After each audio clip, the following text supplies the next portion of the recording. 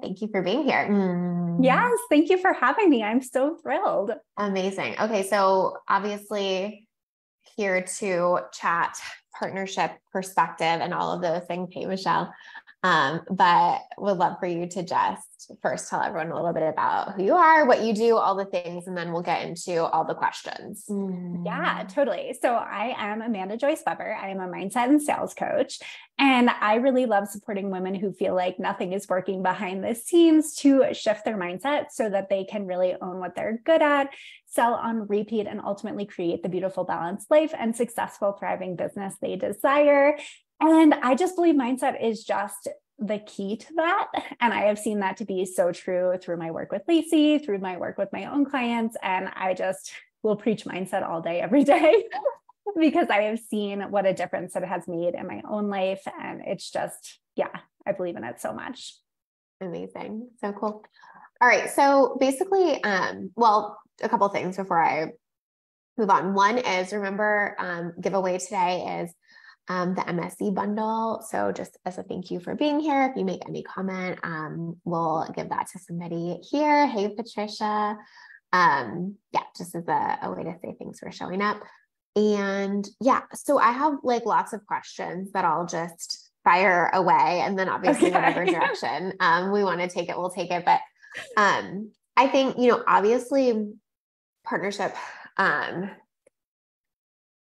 always, I think people always have the question. In fact, I did a podcast the other day and someone asked me this question. They were like, gosh, did you have like people like really like having pushback to that initially? Or like, was there a lot of resistance to people saying yes to that? Hey, Lisa May. So I'm curious, like, did you have hesitation? Like when we were, talking about working together and I was like, hey, this is how I price. Was there ever a part of you that was like, ooh, I don't know about that? Or was it always a yes? Or like, what was your experience of that? Like processing that initially, like, oh, I'm going to like give 10% of my revenue. Yeah. I mean, I almost want to give myself more credit than this, but I just don't think I like really was far enough along in my journey to understand what that meant at that point.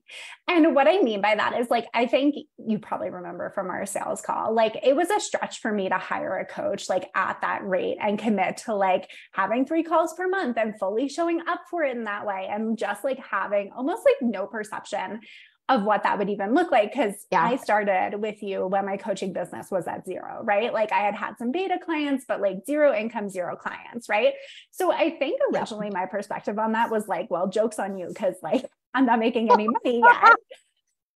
So that part was really easy for me to almost like skim over in a way. It was more of the like, will I show up for this? This is a big investment. Like, the design business never really felt that stable, even though I had consistent clients. And I think that was a big part of that investment fear that came into it too. But when it comes to revenue share, I was almost like, well, that would be like the cherry on top because I'm just like hoping to get a client, Yes, that's so helpful. That's so funny. I have so many thoughts about that, but I want to answer Michelle's question first. She said, how long have y'all been working together? Since 2018. So almost 5 years. Yeah. Over 5 years, May of 2018. So yeah. Oh yeah. Over 5 years. Yeah. Hey, Shante, thank you for being here. So I think that's actually really helpful and funny where it's like at a certain point of your business, like thinking about, okay, well, like if I think I'm going to generate X amount new revenue next month, then I need to factor that in and think about it. But if you're at like, I don't have a client, you're like, well, that's like not a worry I have kind of thing. And I think that that's helpful to say. And, I personally, for me, I really like having clients at different levels. And I definitely see how you would like process that in different ways. So were you kind of like, well, whatever, if I get some clients from this, like, who cares? I'm happy to like pay a little bit of that. Like, is that sort of where your head was at? I mean, I think that was literally like my like big stretchy goal at that point was to get a paying client, which is crazy now. Cause I grew this business from 0 to 6 figures. So like, I think back to where my mindset was when we started. And I was like, my like stretch goal was like, if I can get 1 client from this and show myself I can do this, like that will be a game changer, Yeah. You were like, who cares about your 10% kind of thing. Right. Yeah. I think that's helpful. just to be like, it depends. Like for someone else, like if they knew like, okay, well, I'm going to add 20K in new revenue next month and I'm hiring you. Well, that equals 2K. Like you have to factor it in a different way. Right. But it's like, sometimes that's why it's like really nice to not have to worry about that at the beginning. I think it really did help me almost like grow into that, I think, because it did like, as I was paying you more, it was because I was making more. So it never really felt incongruent or like bad in that way. Like I remember that 16K month that felt like it came out of left field. I definitely remember having that like wow moment where I was like, holy shit, I have to pay her $1,600 this month, you know? But I was like, but I also had a $16,000 month. So like, you know, it just didn't necessarily feel bad, you know? Yep, totally. Hey, Alyssa. I put this in the comments, but if y'all have questions for Amanda that I haven't asked, don't get to, whatever. I mean, you don't have to wait. Like, feel free to all questions are relevant, whether it has to do with working with me personally or the partnership model. It doesn't matter. Whatever, she's here. Pick her brain. Yeah, totally. Yeah. Okay. So that's a great question too. I wasn't going to ask that, but I think this is actually helpful is, so like the example you gave is you had like a big month that kind of like, you know, came out of the blue, and then had to pay more money. Like, what is the experience of that? Were you like, okay, I have a lot of processing to do around this? Was it quick to kind of I was like, send me the invoice, please. Like, I mean, I can only speak from my experience on that, right? Like, I'm sure that sometimes it does take a lot of processing and things like that, but I can just tell you, like, I mean, I like to think I'm someone who pays my invoices like pretty quickly. Like most of the time, I really enjoy the energy exchange around it. And I don't think it necessarily like feels bad. I also know, like, I was a designer for years. I love when people pay their invoices on time. And I just love when it was like it felt like a really good energy exchange. So I've always worked to like kind of bring that to that like money mindset around it, if that makes sense. Yeah. Yeah. Like you're like, I want this to feel good. I want this to feel positive. Like, yeah, totally. Michelle said, I feel like the partnership model is a good practice for paying taxes, which I feel like is super daunting when you're starting your business. Yeah, totally. Oh my God. I remember my first like bigger tax bill and just being like, wait, come again. And like just like the initial processing of that. Yeah. That's so funny, true. Michelle. Oh, thank you, Patricia. Just waiting for Lacey to open another spot. Well, we'll see. Maybe this year, I think. Okay. So was any of it weird for you initially? Like sometimes what like I think can happen is like, especially since you're starting at square one, then when like that automated reminder is like, hey, report your income, and you have to say 0. Like, was that weird initially? Did that feel good to have that tracked? Like, what comes up for you there? Yeah. I mean, I think like no one likes reporting a 0 income month. So I think, or like 0 new revenue month, right? So I think like that definitely brought up feels, right? Of like, okay, when is this going to work? Especially when that was like happening consistently. I think I signed my first client 5 months into our work together. Yeah. And I just remember, I don't know if you remember this from our discovery call, but I remember saying like my biggest fear in all of this is like, I dive into this like head first and I walk away with like absolutely 0 results from it. And you looked at me straight in the face and you said like, I can tell you that has absolutely never happened. And I was like, all right, well, that feels good. I think what I didn't understand from that is like, you're building results far before you get a client. I think our brains love to cling on to like, but when I get the client, that's the result, right? And it's like, I was building results when I was finally putting out consistent content. I was building results when I was talking to people that I never would have talked to before. I was building results when like every step of the way. And I think that's just like so helpful in that mindset around those $0 reporting months. But I always felt the data tracking was so helpful for me. And I think like I think it was our call last week where we were talking about revenue and you're like, oh, I have an easy way to pull this up. Let me pull it up. Right. And it's just, I think it's it's so helpful to have that historical data in your business, especially when your brain is like kicking up stories around like things not working or like it going downhill or whatever it is. Like to be able to look back and be like, okay, but that's like actually not true because like this has been tracking upwards. So like there's a mismatch here. I think like the extra layer of accountability there was just so huge for me, and being able to like track that and look at that and be like, oh no, this is definitely a story because look at the data. Yes. Oh, I love that so much. Patricia, you're cracking me up. She said the percent is not even an issue.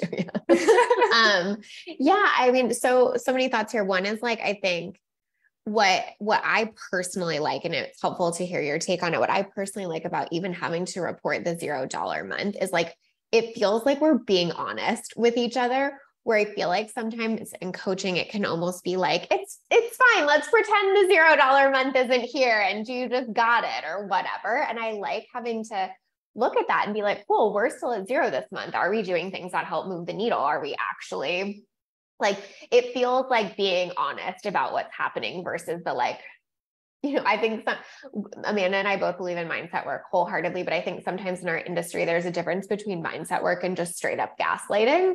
Right. Yep. And I think those are very different things. And so I like the like this makes the thing that's like over here as an elephant in the room, just not an elephant in the room. Like we're talking about it, we're looking at it. Are we doing the things that move it? And then, the part that you said about how I said, well, that's never happened. Like, I think it's just exactly what you said about like, because if you're showing up 3 times a week and like really getting coached and really doing the work and doing the things, like, yeah, you might not get a client month 1, you might not even get a client month 6, but you have built everything. Like I've had clients that have worked with me for 6 months and then in the 7th month get 7 clients or whatever, you know what I mean? Like you building to that. And I think that is what it takes to build a business. And it's what no one wants to hear.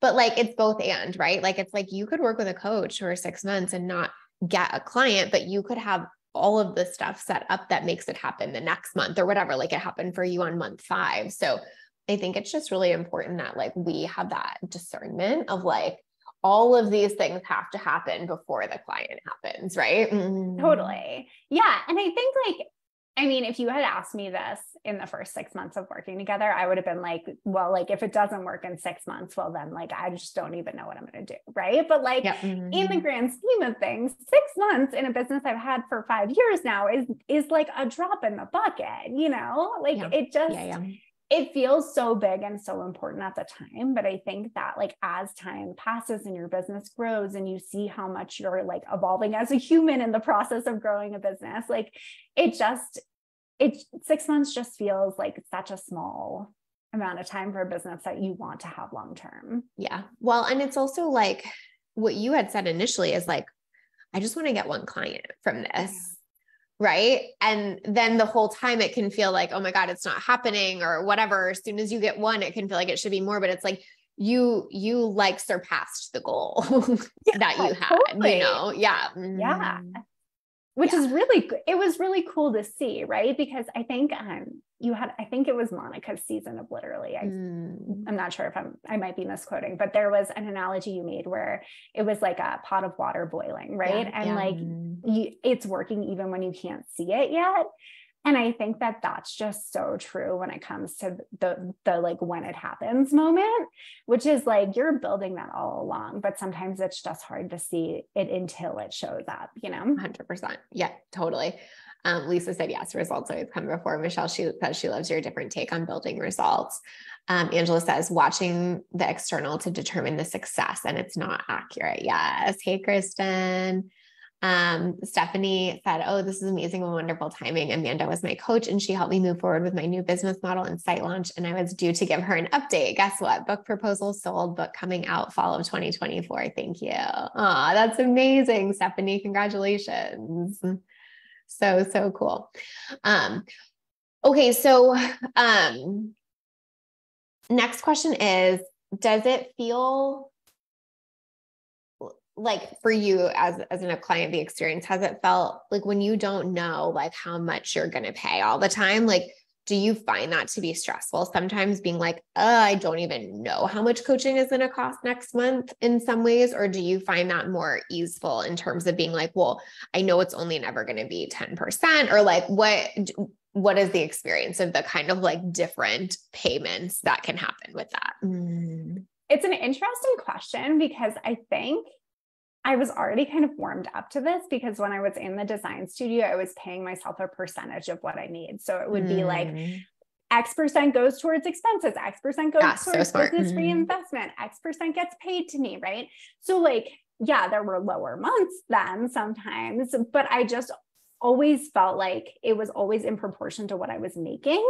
And I think stepping into this model because of that, I unknowingly was also kind of warmed up to that already, where like, it's like still always in proportion to what I'm making. Right. So I think just knowing like, I mean, I don't really think about the base rate. That just feels very normal at this point. And then I think when it comes to that percentage, I'm just like, okay, cool. Well, if I have a great month, I just know that like, it's going to be a 10% of that. If I have a lower month, it's going to be 10% of that.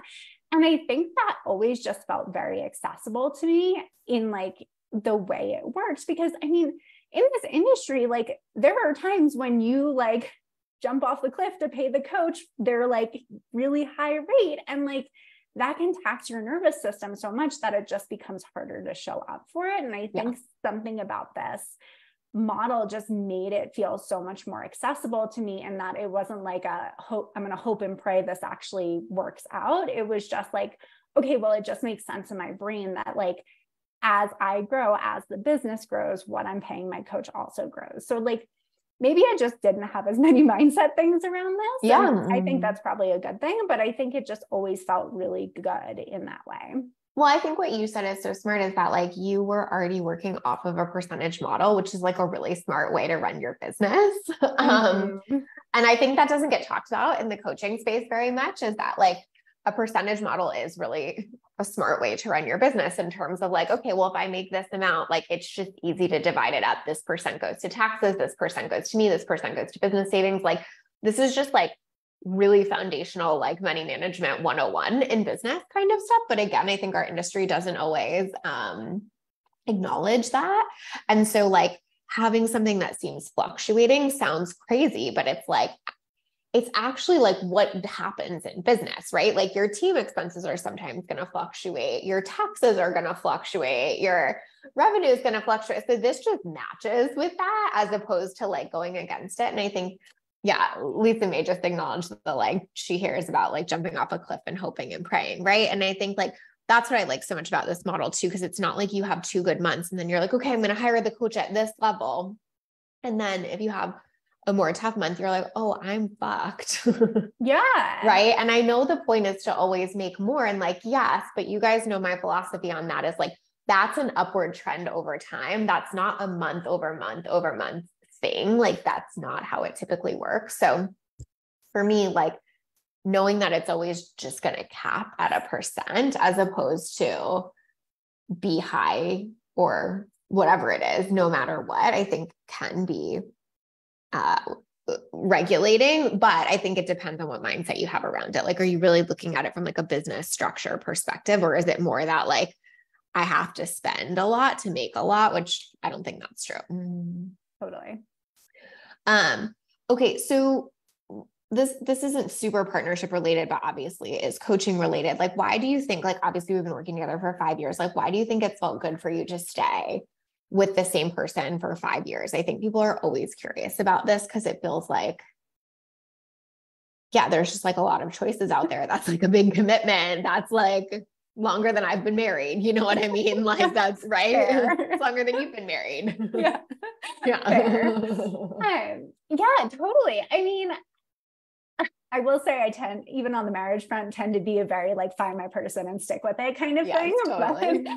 Didn't date a ton before my husband. So that's very consistent with my personality. But like, I mean, I think that what I really found to be true in our coaching relationship is like, you really go the extra mile to understand people beyond just what the business is doing, right? Like, I felt like you knew me, you knew my patterns, you knew what was coming up. Like, obviously I spent a large amount of time pivoting from my design business. So like, you knew what was happening when that stuff was kicking up. Like, I think like some of our very first coaching calls were all like money mindset stuff where I was basically like, here's all my shit, like help me sort through it, Thanks. you know? Yeah.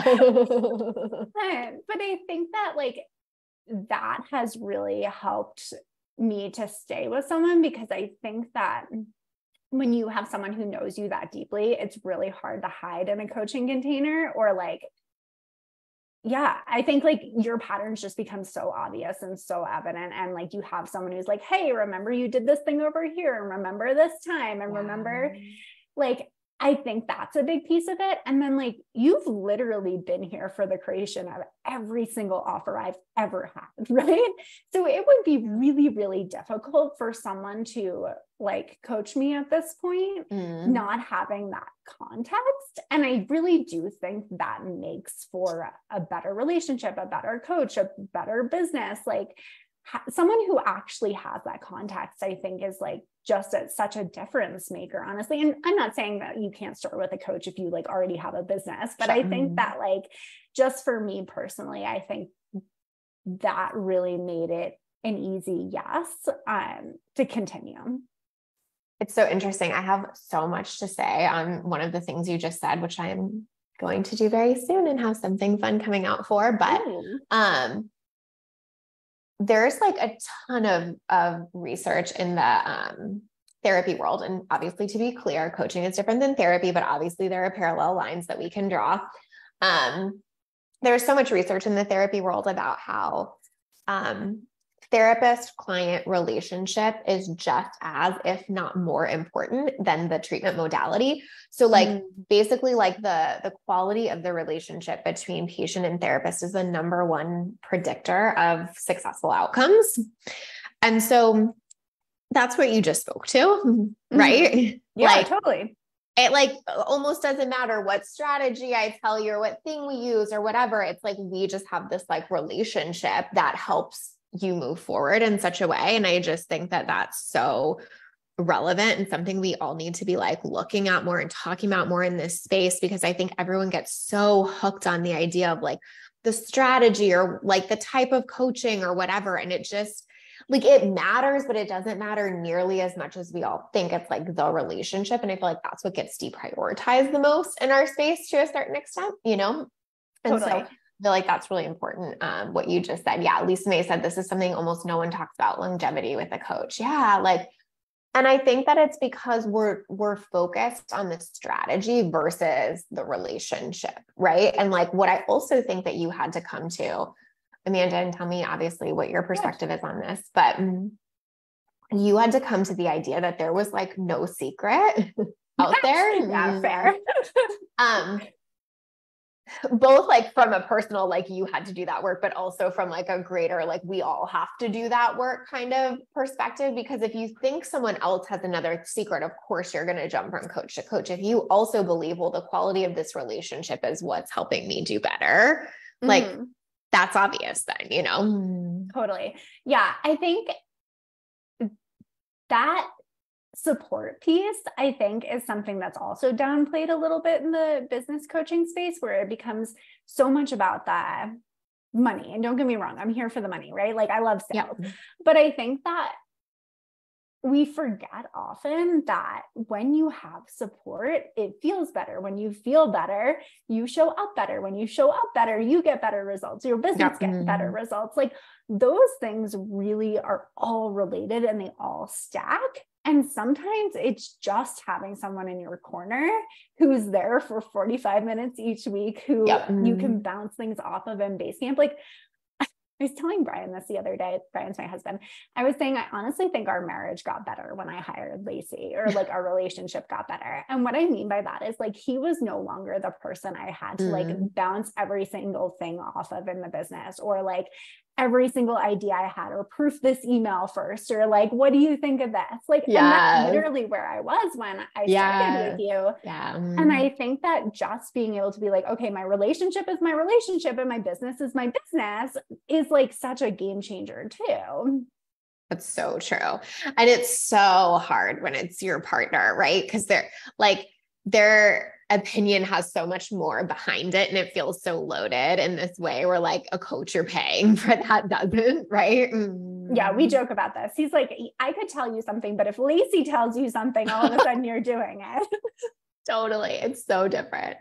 Michelle said I was being a tease. Yes, I was, but it's going to be worth it. Michelle said there's also studies that show that people's relationship with their boss impact how they do at work and how long they stay in a 9 to 5. 100%. Like we are relational beings, right? The relationship piece is the thing. And I think like, again, it just gets brushed over a lot, but it's like that is what 5 years of coaching is about. It's not about like, oh, because I just like always have the best strategy or whatever, right? It's like, because like the relationship is there. Yeah.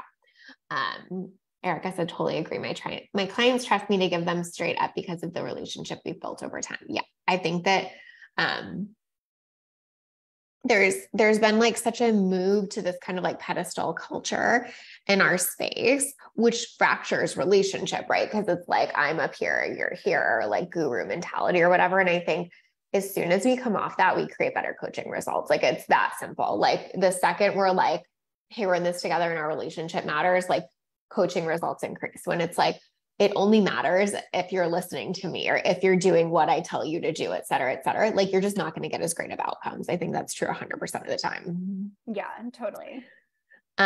Michelle said, I have officially clicked the reaction button too many times on this live stream. Why can't Facebook make space for me to be an excitable human? It feels like Facebook is not holding space for your emotions. Michelle, I'm so sorry. Okay. Next question I have for you is, in terms of like one-on-one versus something else, like what do you think's made you stay with one-on-one versus like being like, oh, I actually want to be in a group or I want to whatever? Because I think that's an interesting question too, because it's not just like I've stayed with the same coach for that long, but it's like I've stayed in the same type of container for that long, you know? Yeah. I mean, that one I'm going to chalk up to personal preference. Sure. And yeah. I think it's mostly because when I've been in spaces like that in the past, it never really felt as supportive to me, I guess, is what I would say to that. Yeah. And that like, I would rather spend 45 minutes a week going really deep on like what's standing in my way and like what's going to move me forward. And I'm not saying you can't get that from other spaces, but like as a coach, you already kind of like are tapped on capacity and you hold a lot. So like holding more people and more emotions in a group and having more things going on in my life. That's like so funny. I just want kind of like, yeah, about it makes me want to kind of pump the brakes on that. Yeah. So I think that was kind of like a big piece of it for me, which was just like, I saw how much faster we could move when it was like, this sounds so yeah, it's just about you. Totally. Totally. That really like made a difference for me for sure. And I mean, this makes the coaching space sound terrible, but like, I've also heard horror stories about like masterminds where people paid a lot of money and didn't get what they were expecting out of them, or, you know, didn't feel fully supported. And I think like, I just like, that makes my insides cringe. And of course we all like can show up with an integrity and all of that. But like, I think that that's just a big piece of it too, is like, I knew what I was doing felt good. And there was no reason to like add more ingredients to the pot, I guess. Yeah. I think so wise. And I also think, totally agree with you regarding personal preference. Like, I think someone else might think about holding all of that space and all of these different people and feel more lit up by that. And that's cool too. Right. But I think like, there's something like freeing about getting to just give yourself what you want. I think like sometimes, it gets to be like, oh, you're supposed to show up in those kind of containers, and just being like, well, maybe that one just doesn't feel best for me is like really nice and permission giving. Kate said, I think too, the industry often markets in such a way that puts trust in the pedestal versus helping to develop self-trust and skills and tools that are personalized, which I couldn't agree which I couldn't agree with more. Like, I feel like it's like, I think I just did a client lesson on this. But it's like this idea of like, do everything your coach says absolutely fucking kills me. Cause it's like that is so giving away your own power. And it's so not the point. Like, just hire them to be the CEO of your business then and call it a day. Like, do you know what I mean? Like, definitely listen to your coach, use the mentorship, but like the idea that like the right way is listen at all costs is like totally not it. And I so agree with that, Kate. Dominique said, I love that explanation, getting to focus on you instead of a group. Yeah. There was something else I was going to ask you on that. Shoot, it just left my brain. It's gone. I'm sure it will come back. Okay, I'm going to put you on the spot a little bit with this one. So feel free to pass if you want to, but I want you to tell us like what, cause I just think people would think this is funny. What's the most annoying thing I do as a coach? Like, what is your like, oh my God, here she goes again. And then what's like your favorite thing? This is so hard because the first thing that came up for me was like, oh my God, nothing. I love you, Lacey. No, you're totally allowed to have an annoying thing. Most annoying thing you do as a coach. I would say the only time I felt like super annoyed was when I most needed it, which was like when you were like, you know, so much more than you're giving yourself credit for. So like, what would you do in this situation kind of thing? Yeah. And you're like, bitch, I'm paying you to tell me what to do. Yeah, I think, but like that was a time in my business where I was just like not trusting myself and not everything that like came up that was like even the smallest trigger. It was like, Lacey, what do I do? Lacey, what do I do? And I think you got to a point where you were like, bitch, please, you know what to do. Go off and do it. Like, yeah. But I think that was probably like the most like friction I felt in that. But like in that moment, like you can read that and be like, oh, fuck, she's right. And I should go do the thing. Right. So I think like maybe that, but I think that's helpful because I do think it's the thing. I think that's a great one because it's the thing that can be so annoying because we're like, wait, like, I just want someone to tell me what to do. Like, that's such a natural, normal craving. And it's what most of the online space is built to solve is like that craving for someone to tell me what to do. And so when someone's like, no, you probably know, and you haven't yet kind of built that like confidence of like, I do know, you're going to feel a lot of friction in that. Right. Totally. That makes a ton of sense. And then thing I love most.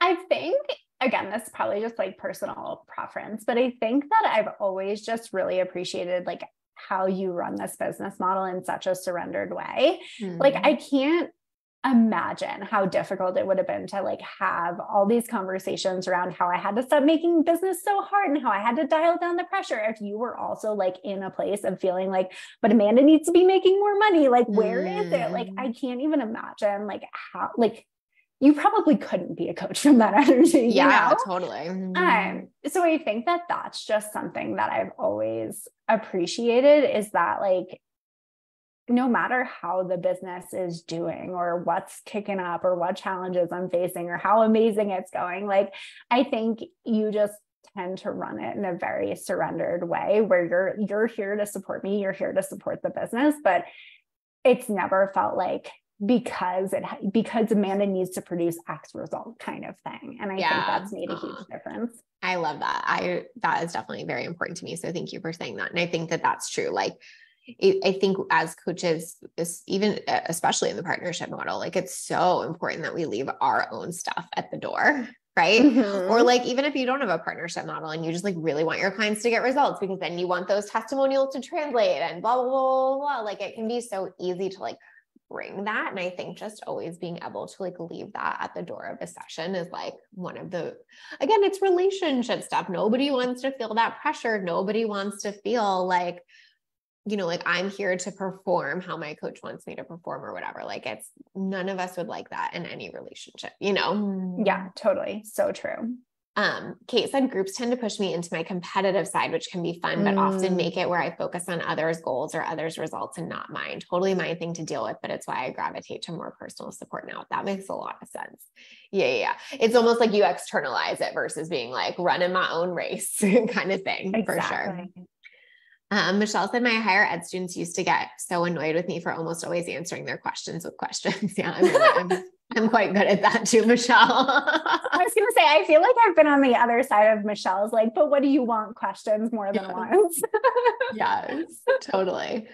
Okay. So this kind of leads me to segue a little bit here, because I want to talk about how you've incorporated partnership into your business, which for me is like always so cool and interesting, not like just as your coach, but as someone who has had this model, right? So for years, I feel like none of my clients ever used this model. And now I think a couple or three maybe have.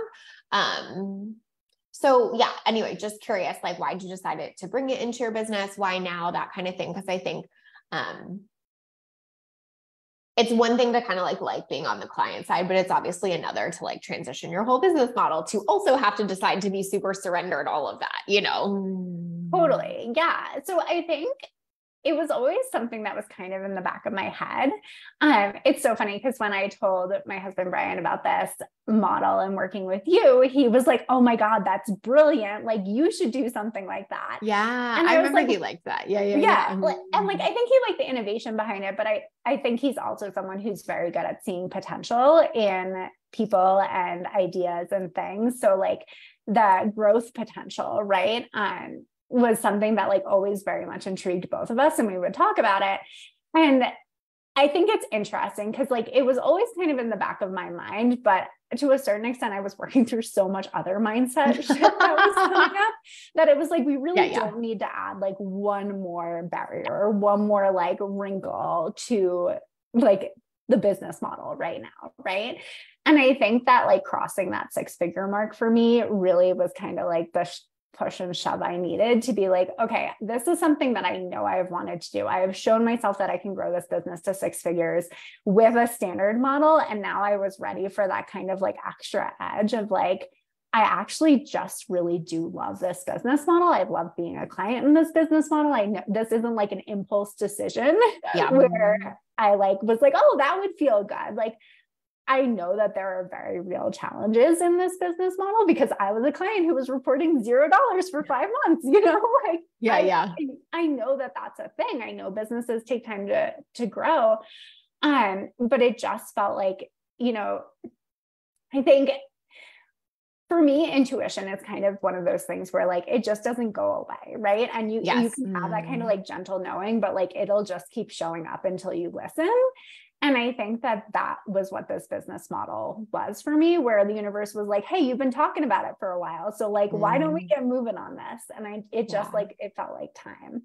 I also think it makes you a better coach. Like, and I'm not saying like everyone under the sun should shift it, but I've noticed with my own clients, like I do mindset and sales coaching. It's important for me to know how much my clients are making. And it got to a point where like, I sometimes didn't know unless I was like asking them, so like, how are we doing this month? And like, that gets kind of annoying too, you know? So like being able to have a shared spreadsheet where they report and I can look at what's going on and like see that without them necessarily having to have like extra pressure from me asking or like me feeling like I'm totally disconnected from like how that's rolling. I think just always felt really good to me too. So that was like a big part of like what made me shift it. And then of course, having your support too always helps. I love that. I think that's so helpful too. Cause like, it's almost like what I was saying earlier about like elephant in the rooms, like not being there, where it's like, literally, what are we making? Like, let's just call that out. Let's just say it. Let's not, if we have weird feels around it, let's talk about those. I think sometimes it gets swept under the rug in coaching, where it's like, we're talking about it, but we're not like talking about it. And so having to like look at the number, report it, say it, note it, like have conversations around it is like really freeing in a way. And definitely, I think it makes you a better coach. I also think it makes you a better coach because like it does call you to partnership in a different way, right? It doesn't just feel like, cool, I'm making this and like, obviously I want you to get a result, but nothing changes for me. It feels like, like my stuff changes based on your stuff, which just automatically, again, I think creates a deeper bond, a deeper relationship, you know? Totally. I mean, it kind of goes back to what you were talking about earlier with the therapy analogy, where it's like, essentially most therapists, you're paying for their time, right? Like you're showing up, you're having therapy, like you have your 1 hour session and like, that's it kind of thing.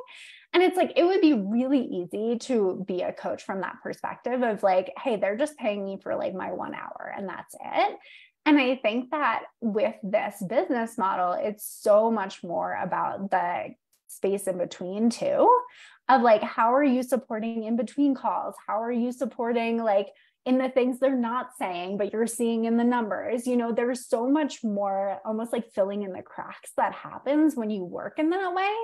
And I think that to me just feels like a really big difference of like, well, they're just not paying for my time. They're paying for like the entire experience of working together, you know?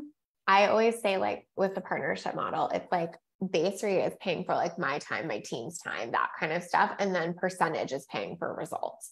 And I like that because both of those make sense, right? Mm-hmm. Where like in traditional pricing, it kind of all gets rolled into one and you're not sure what's what and which is which, right? But it's kind of like, cool, for like me to show up, for my team to process all of this, like here's just like what that costs. And then like you get to pay for the results on top of that. And I think that that's like a cool way to look at it, where those almost get separated out.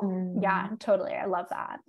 Michelle said that universe knowing was how I started my business. I spent almost 2 years fighting it off. Like, no, not yet, not yet. Then one day I was like, okay, fine. And then COVID happened and the rest is history. Yep. So cool. It's like always there. So okay, I think because you did it more recently, so I think people are always curious about this. This is what they always ask me. Like, did you get pushed back when you shifted it? Like, have you had people being like, oh, I don't know about that? Or like, did it go better than you thought it would? Was it harder? Like, talk about that transition. Yeah. I mean, I think a few things I'll say there. One, I was willing to try it and like feel really rooted in it first. So I ran Co-Creation Catalyst, which is a program where I waived the base rate for 20% of new revenue. And for me as a coach, that just felt like diving in head first of like, I'm doing this, I'm making this change and like, it's happening.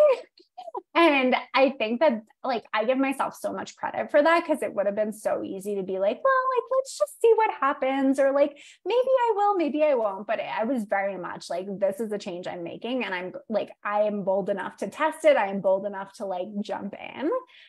So I think that made a huge difference. The other thing I will say when it comes to this is like, I think people have more questions than objections. And I think that's totally fine. Like I want you to ask the question. Like absolutely. I would so much rather a client come to me and say, hey, this is the situation. This is what could happen. Like what would actually happen in this case? Like, please have that conversation before you sign a contract. Like that's just smart. Right. But I think that no one has been like, oh my God, I can't believe she's doing this. Or like, I would never work with her because, and if they have they've unsubscribed and they're like so long far gone, it doesn't even matter. Right. Like, but I think that just that not being averse to questions mindset, I think is just huge here. I tell my clients this too, like just because someone's asking your rates on a sales call doesn't mean like they don't want to pay them or they think there's something wrong with them. Like sometimes we just need that actual, I need to hear from you that the rate that I saw on your sales page is the same as what you tell me now. And like, sometimes that's just a level set thing and a comfort thing, and it's not bad at all. So I think like the same thing is true here, where it's just like, questions are good. I love questions. And like, I wouldn't say anyone has been like, that's terrible, or like, I'm not working with you because, 100%. I think that's so helpful. I actually dropped a link for the partnership masterclass that I taught, where I talk about how I made this transition in my business and like what that was. So if you guys are interested in more of that, you can grab that. But I will say that I think you're spot on. I took on 2 clients, I think in December of last year, January, something like that. November. I don't know. Doesn't matter. Don't quote me, but you guys probably remember it, me doing that. And one of them wrote me a really detailed list of questions about, because she has a business model with like multiple streams of income and stuff. And so she was like, if this scenario, what happens with revenue share? If this scenario, what happens with revenue share? And I think we went through maybe like 3 scenarios or something. And I loved that. Because it was like, you're not just supposed to say yes. You're supposed to make sure that you have like your questions answered. And also it is 5 times easier for us to answer them now than when you're reporting your first month's revenue. And we had a different thought process of how this was going to go or whatever. And so I feel like people can feel weird asking those questions, or they feel like it's offensive, or like they shouldn't have it. And it's the exact opposite. It's like, the best case scenario is that you ask all of your questions up front for this model. And then of course, still stuff will come up, you know, as you go, and that's okay too. But like, yeah, I think it's like really nice to give permission for that, and being like, most people just have questions. They don't actually have objections. Like that client, like it could have been so easy to just like spiral on that and be like, oh my God, she's giving me 3 scenarios. She obviously doesn't want to hire me. Maybe I should just like have picked someone else from the wait list, blah, blah, blah. And it like, wasn't that at all, right? Like, it was like, she was super ready to work together. She just wanted to make sure we're on the same page. And so I think there's like really something to be said for that. And like, what an amazing client then too, because if that's how she's showing up before you work together, like that's the person who's going to be bringing her stuff to calls, who's going to be going deep on that stuff, you know, like I think that there's something to be said for that too. Yes. Like this idea in our space of like, don't question me, or like, don't ask for, you know, like your, you know, lack of clarity to actually be resolved, or like just trust implicitly. Like, I think that's so unhealthy. And like you said, she is a fantastic client, right? Yeah. Which is mirrored by that. Yeah. Michelle said, love seeing that shift in the self-trust from the version of you that was bold enough to test this partnership model versus the early version of you that came to Lacey like, I just want a client. So powerful, Amanda, and such a testament to the work you've done. Oh, that's beautiful, Michelle. Thank you. Really cool. Okay. So in moving your business to it, what was your biggest objection, or like, well, your biggest fear, or your biggest worry? Like what was that? And like, how has that gone? You might have to remind me of this. I'm blanking. I'm like, I feel like it was almost like, go ahead. Yeah. I was going to say, I think it might've been like, is this like a form of self-sabotage? Like things got really good. And then am I like adding a wrinkle that doesn't need to be here? I feel like that was probably the thing. What were you going to say? I was going to say it was, and this might be similar to that, but kind of like, a little bit about the surrender piece. You know what I mean? Like, how's it going to feel to like get the income reports every month and have to surrender that and like not make it a bigger thing than it is? Yeah. So like my main mindset thing in general has always been enoughness and like feeling enough. So I think that there's a way where this business model did feel like, is this just going to like be like poking at like every single insecurity, right? So I think that that was a big piece of it too. And I think that like, I mean, if 5 years have shown me anything, it's just that like, you can handle so much more than you think you can. And I think that that's like, I mean, it's not always fun. Lacey has been there in many an ugly cry, you know, but I think that like, it's such a testament of like, if it's something you really want and it's coming from that place of like, I know that this is intuition. I know this is like a soul-led decision. Like, I think that like, you just can hang for more than you think you can most of the time. And I think that that was kind of the thing that I had to remember in making that shift.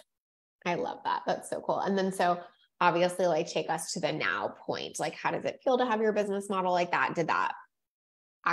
Was that actually even a problem? Like, talk us through that. I am obsessed with it.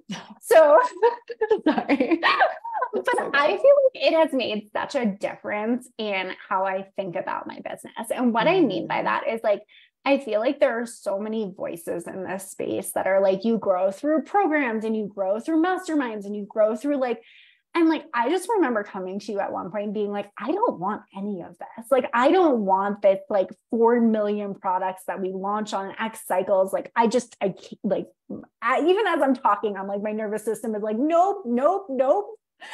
So I think it's really helped my brain to be like, it can be simple. And I have always really appreciated simple things. Yeah. And just being able to like see a path to growth that feels very rooted in the things I value, like those long-term relationships, like that simplicity, like that going deep with people. Like it like my soul exhales in like having that and seeing the growth potential, but also knowing that it doesn't mean that I have to do it in a way that doesn't feel good to me. And like, don't get me wrong, like we're only like 7 months into this shift or maybe less. So, I mean, businesses take time to grow. I fully know that. And I think maybe that's something people don't necessarily consider in shifting this model is like, you know, you do have to hang for a certain amount of like growth. Totally. That's what happens. You know, we all growth starts lower than higher, right? But I think that just seeing that path for myself and knowing that I can run it in that way has just felt really, really good. That's so cool and so helpful. I think that that's true. I think, I personally crave simplicity in all things. And so I think that's why I like this model to a certain extent too, because it's like, there's not so many moving pieces to think about. I just have to like serve my clients really well. And that like always lands for me. So I love that. I really agree with that. That's so cool. And it, you know, it's 7 months, right? That's not forever, but like, it's long enough where you would know if that wasn't feeling good. And the fact that you're at the point where you're like, it's amazing, like says a lot, right? You're not like 2 weeks in. Yes, very fair. And I think one thing you told me when I was considering the shift too was like, you were like, this isn't new. You've been paying me this way for like 4.5 years or whatever. Yeah. Like you've tested it from the client perspective. And I think that like that mindset really helped me too. And being like, yeah, like I know this, I have so much to say about this. Like, yeah. And I think that was really helpful for me. So good. Michelle said, my journal prompt takeaway in the voice of Amanda is, what do I need to hang for as long as it takes? Yeah. I think willingness is such a question here. Like that's a conversation we're always having with clients. Like what is your willingness? And like we all get to have different levels, but I think like that is an important inquiry for sure. Totally. Nova really liked how you said growth can be simple and be focused on depth and long-term relationships. Thank you for sharing this and the tenderness of relief there. Yes. So good. Okay. Amazing. Anything else you want to leave us with? Feel like it's important for people to know, whether as like client or coach, about like the model as a whole, what it feels like to be a client in it. Any like last little nuggets, no pressure if the answer is no, but just kind of wanting to like open the floor to you if there is. Yeah, totally. I mean, I think the gap I always felt like in seeing people like talk about things like this, like growing to 6 figures or like having the 16K month or whatever, like I always felt like there was like a lot missing in between in the conversation. Right. Yeah. And I think that like, you can literally go back. I aired a few sessions with Lacey very early on in my coaching business. I think it's episode 91. Don't quote me on that. We can probably look it up and link it, but yeah, well, we can look it up and throw it here. You can literally hear like how much mindset stuff I had to work through, how afraid I was to sell, how much was like kicking up. And I think that's really, really valuable because like in the very beginning, I had such a hard time believing it was possible. Like I sit here and I'm like so freaking proud of how far I've come because of how much stuff was kicking up in the beginning.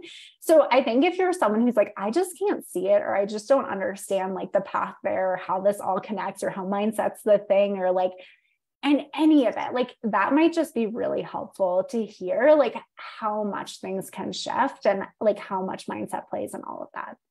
I love that. The thing that's so cool about the episodes Amanda aired is that she records our coaching sessions just for her to have. And so it wasn't like we intentionally recorded those assuming they would be on a podcast. It was like, those were literally like in her archives and she's just like always had them and saved them. So it's like very real. It's not like, I mean, not that literally isn't, but like there is a way where, you know, in the back of your mind, it's going on a podcast, right? Where these are even more transparent than that in some way.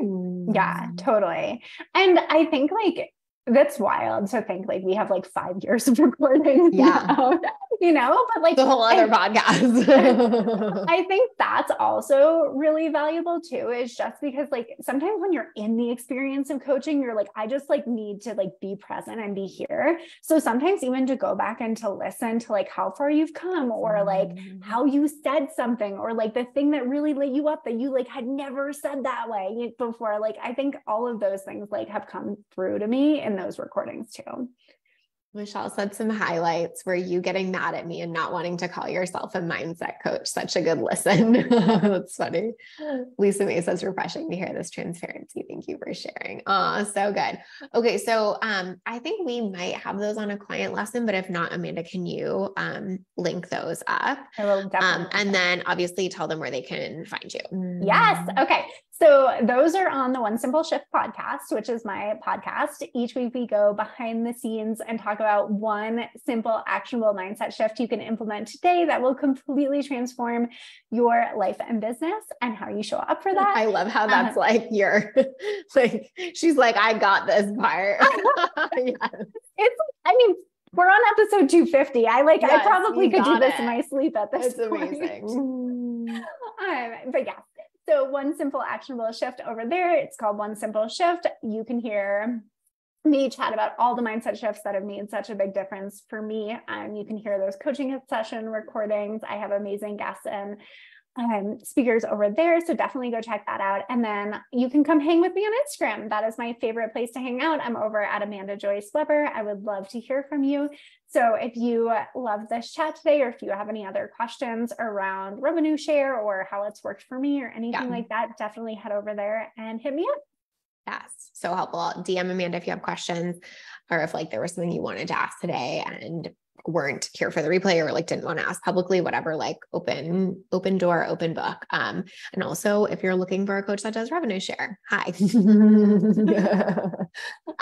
Okay. Amazing. I will wait for you to drop, links for all that, including your Instagram if you can. And then we will go from there. Also, partnership masterclass is linked too, if you guys want to hear more about like the logistics of that. So thank you so much for being here. I so appreciate you. Yes. Thank you so much, Lacey. All right. Bye guys.